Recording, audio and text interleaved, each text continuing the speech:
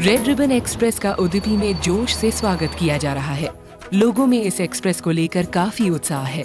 Red ribbon express को देखने आए लोगों में कई महिलाएं भी हैं और उन्हीं में से एक है शाइला, जो अपने पहले बच्चे को जन्म देने वाली है। इधर ಬಗ್ಗೆ ಪೋಸ್ಟರ್ ಅಲ್ಲಿ ರೇಡಿಯೋದಲ್ಲಿ ಟಿವಿಯಲ್ಲಿ ಹೀಗೆ ಜನರು ಮಾತಾಡುವುದನ್ನೆಲ್ಲ ಕೇಳಿಸ್ಕೊಂಡಿದ್ದೇನೆ। ನಾನು ಇದರ ಬಗ್ಗೆ ಒಳಗೆ ಹೋಗಿ ಇದರೊಳಗೆ ಏನೆಲ್ಲ ಉಂಟು ಅದನ್ನೆಲ್ಲ ನೋಡಬೇಕಂತ ತುಂಬಾ ಉತ್ಸಾಹದಲ್ಲಿದ್ದೇನೆ। ಇದರೊಳಗೆ ಏನುಂಟು ಅದನ್ನು ನೋಡಿ ಮನೆಯವರತ್ರ ನಮ್ಮ ಮನೆಯವರತ್ರ ಎಲ್ಲ ಹೇಳಲಿಕ್ಕೆ ನಾನು ತುಂಬಾ ಉತ್ಸಾಹದಲ್ಲಿದ್ದೇನೆ। रेड रिबन एक्सप्रेस में कुल मिलाकर 6 कोच हैं, जिनमें से 4 प्रदर्शनी कोच हैं, 1 ट्रेनिंग कोच है और 1 कोच लोगों को परामर्श देने के लिए है। ಇಲ್ಲಿ ಬಂದ ಮಹಿಳೆಯರಿಗೆ ನಾವು ಪಿಪಿಟಿ ಸಿಟಿ ಸೆಂಟರ್ಗೆ ಹೋಗಿ ರಕ್ತ ಪರೀಕ್ಷೆ ಮಾಡಲಿಕ್ಕೆ ನಾವು ಹೇಳ್ತೇವೆ।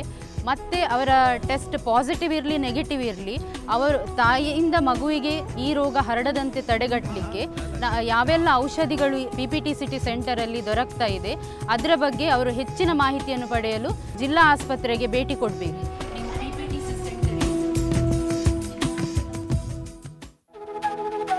रेड रिबन एक्सप्रेस में मौजूद काउंसलर से सलाह लेकर शाइला अगले ही दिन पहुंच गई अपने पास के पीपीटी सिटी केंद्र में। Here first we try to correct the myths what they know, then we give them the correct information about HIV. What is HIV, how it spreads, what is the importance of pregnant women to get tested. Then we take the consent of the women and we send her for the testing.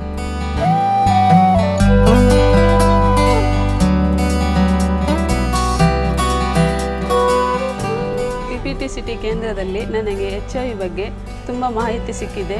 ಇಲ್ಲಿ ನಾನು HIV test ಅನ್ನು ಮಾಡಿಸಿಕೊಂಡಿದ್ದೇನೆ।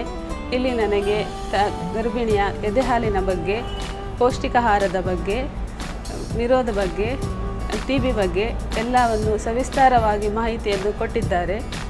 PPT city ಕೇಂದ್ರ ಒಂದು ಗರ್ಭಿಣಿಯರಿಗೆ ಒಂದು ವರವಾಗಿದೆ।